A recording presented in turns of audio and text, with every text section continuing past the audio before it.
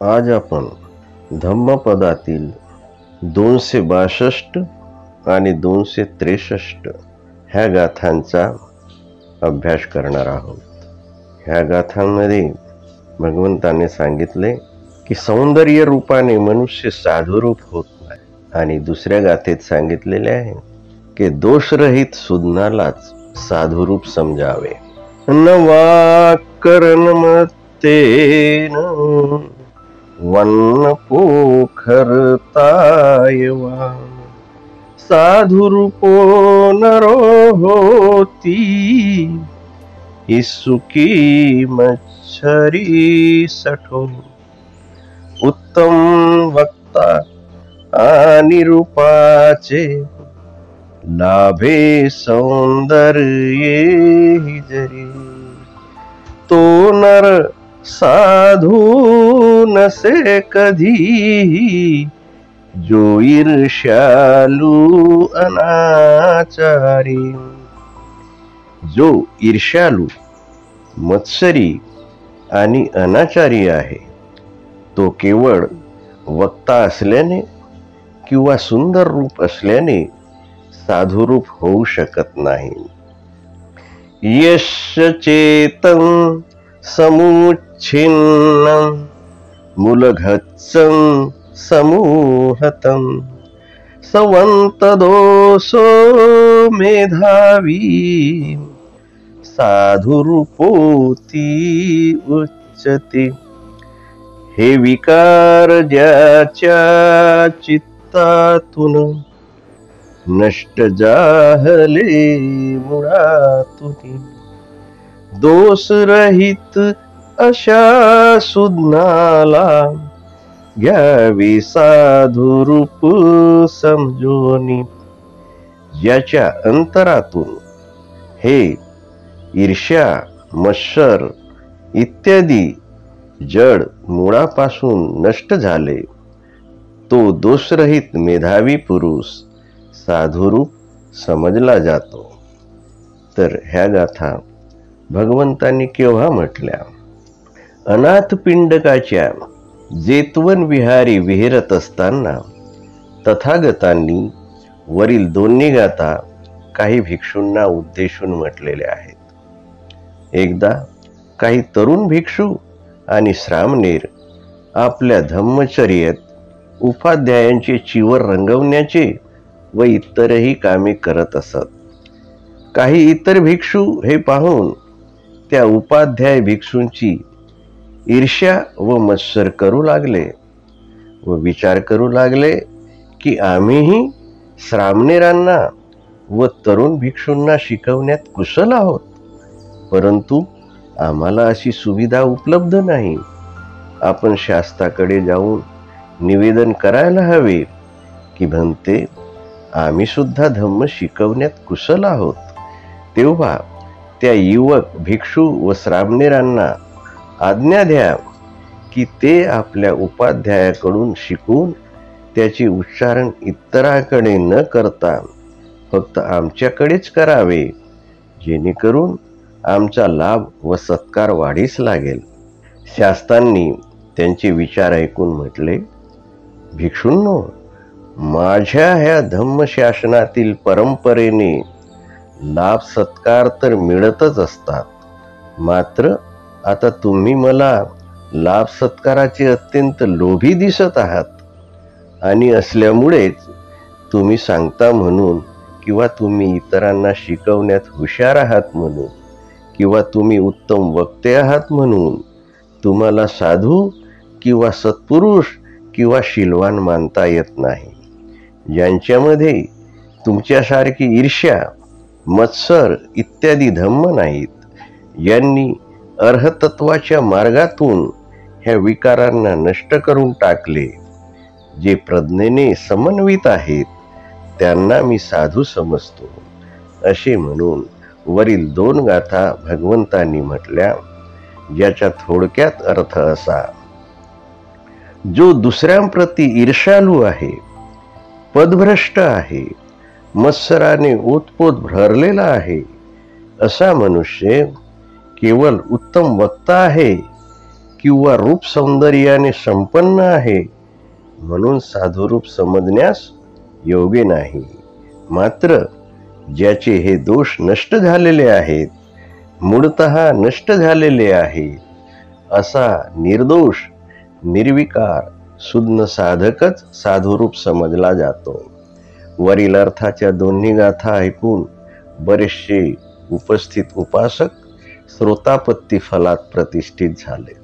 म्हणून ह्या दोन्ही गाथांमध्ये बुद्ध काही वरिष्ठ भिक्षूंना उपदेश करतात की वरिष्ठ भिक्षू कुशलतेने शब्दप्रयोग करून उत्तम वक्ते असले तरी त्यांनी असे समजू नये की ते उत्तम शिक्षक आहेत. आध्यात्मिक शिक्षक किंवा कनिष्ठ भिक्षूंचे ते उत्तम मार्गदर्शक आहेत. आध्यात्मिक शिक्षक होण्यासाठी उत्तम वक्ता असणे किंवा सुंदर रूप सौंदर्य लाभणे ही काही कसोटी नाही. उत्तम शिक्षक होण्यासाठी विकारमुक्त असणे हीच खरी कसोटी आहे.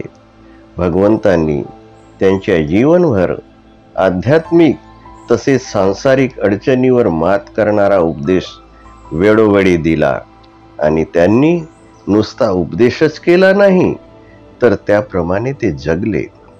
बुद्ध हे अनेक सद्गुणांचा जिता जागता नमुना होते आणि ते सद्गुण लोकांमध्ये कसे उतरतील याची ते शिकवण देत असत.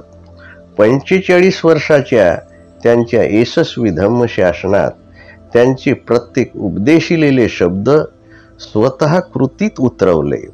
माणूस हा अगतिक आहे, त्याच्या हाती काही नाही असे तऱ्हेची मानसिक दुर्बलता दाखवणारी वाक्ये किंवा नीच प्रवृत्तीचे दर्शन होईल असे एकही वाक्य त्यांनी उच्चारले नाहीत. तर बुद्धांची नैतिकता इतकी अपार होती की जगात त्याला तोड नाही. सुमारे 2500 वर्षे लाखो लोकांनी त्यांच्या शिकवणीपासून प्रेरणा घेतली आणि दुःखमुक्त झाले. त्यांची शिकवण धम्मयात्रींना, दुःखितांना अजूनही मार्गदर्शक ठरते आणि त्यांना निब्बाण मार्गावर अग्रेसर होण्यास मदत करत राहते. बुद्धांसाठी धर्म हा मूलभाव करण्याची गोष्ट नाही, तर तिचा मुख्य उद्देश संबोधी प्राप्त करण्याचा मार्ग आहे. त्यांना आंधळे व शहाणपणाने अनुकरण करणारे शिष्य नको होते. जे विचारशील आहेत, जे मुक्तपणे विचार करू शकतात, अशा शिष्यांची त्यांना गरज वाटत होती. असा एकही प्रसंग नाही की बुद्धांनी एखाद्या व्यक्तीसाठी द्वेषयुक्त वचने बोलले असतील. त्यांचे शत्रू असोत की विरोधक, त्यांनी वैरत्वाची भाषा जिभेवर कधीच येऊ दिली नाही.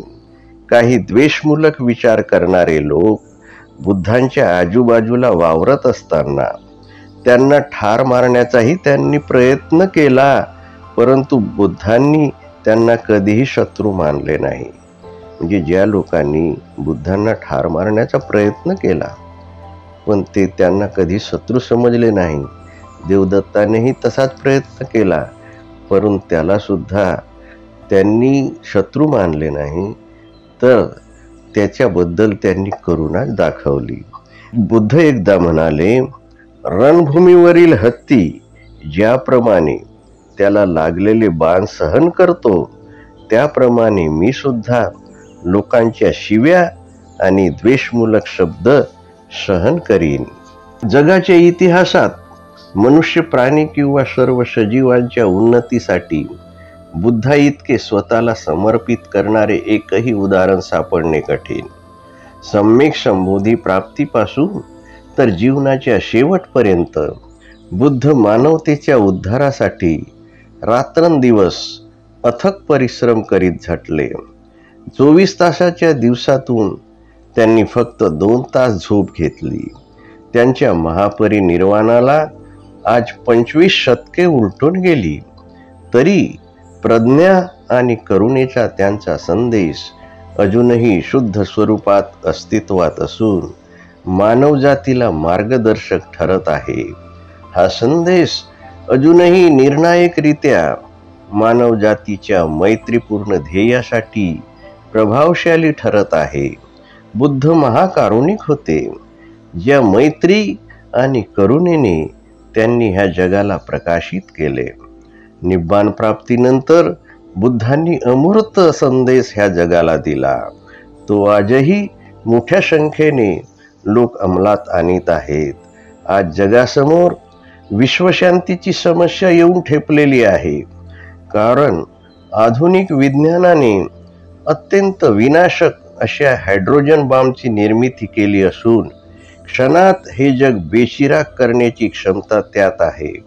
परंतु अशा वेळीही बुद्ध विश्वशांतीचा संदेश जगाला देऊन बॉम्ब निर्मात्यांना क्षणभर विचार करायला लावला आणि द्वेषमूलक जगाला ह्या शांतीकडे प्रवृत्त करायला लावला. म्हणजे कधी नव्हे इतका बुद्धाचा संदेश आजच्या घडीला उपकारक ठरत आहे. जगातील अज्ञान अंधकार दूर करण्यासाठीच जणू बुद्धांचा जन्म झालेला आहे. संपूर्ण मानवजातीला दुःख आणि रोगातून, मृत्यू आणि विनाशातून, दुःख आणि दारिद्र्यातून मुक्त करण्यासाठीच तथागतांचा जन्म झालेला आहे. मानव मुक्तीसाठी किंवा सम्यक दृष्टी प्राप्तीसाठी कुठलेही वादविवाद वा चर्चा उपयोगी नाही, तर आर्य अष्टांगिक मार्गाचे तंतोतंत पालन हेच मानव मुक्तीचे द्वार उघडण्याची गुरुकिल्ली आहे. ही त्यांची शिकवण होती. बुद्धांना काही तात्विक प्रश्नामध्ये रुची नव्हती की ज्यामुळे मनुष्य अधिकच गोंधळून जाऊन मानसिक संतुलन गमावून बसेल. अशा काही तात्विक प्रश्नांचा उलगडा झाल्याने मनुष्यजात दुःखातून मुक्त होणार नाही. बुद्धांचा मुख्य भर मानवजात दुःखातून मुक्त कशी होईल याकडेच असल्यामुळे ज्या गोष्टींचा दुःख निवारणाशी संबंध नाही अशा प्रश्नांची उत्तरे देण्याचे ते टाळीत असत. बुद्ध हे प्रयोगशील शिक्षक होते. ते दुःख व दुःखाशी संबंधित तसेच जीवन व जीवनातील रहस्य उलगडण्यावरच भर देऊन लोकांना सुखी करण्याची किमया त्यांनी साधली. अफाट सृष्टीचे ज्ञान त्यांना सम्यक संबोधीमुळे प्राप्त झालेले होते. तरी त्यांनी ते सर्व ज्ञान जगाला सांगत बसण्याच्या भानगडीत पडले नाही. एका जंगलातून जात असताना खाली पडलेली मुठभर झाडाची पाने मुठीत घेऊन त्यांनी भंते आनंदाला प्रश्न केला की आनंद, माझ्या मुठीत किती पाने आहेत?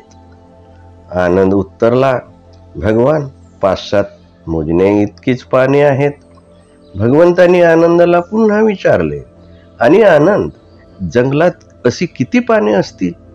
यावर आनंद म्हणाले, भंते, अगणित, ज्याचे गणित करता येत नाही एवढी असंख्य पाने या जंगलात आहेत. भगवान पुढे म्हणाले, आनंद, मला जे ज्ञान प्राप्त झालेले आहे हे ह्या जंगलातील असंख्य पाना इतके, आणि जे ज्ञान मी आपणास सांगत आहे ते फक्त ह्या मुठभर पाना इतकेच.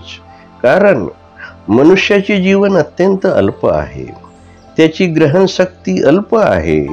म्हणून त्याच्या जीवनात आवश्यक असलेलं तेवढं ज्ञान मी सांगत आहे. बाकीचे ज्ञान त्याच्या जीवनाशी, दुःख दूर करण्याशी निगडीत नसल्यामुळे ते सांगणे मी टाळत आहे.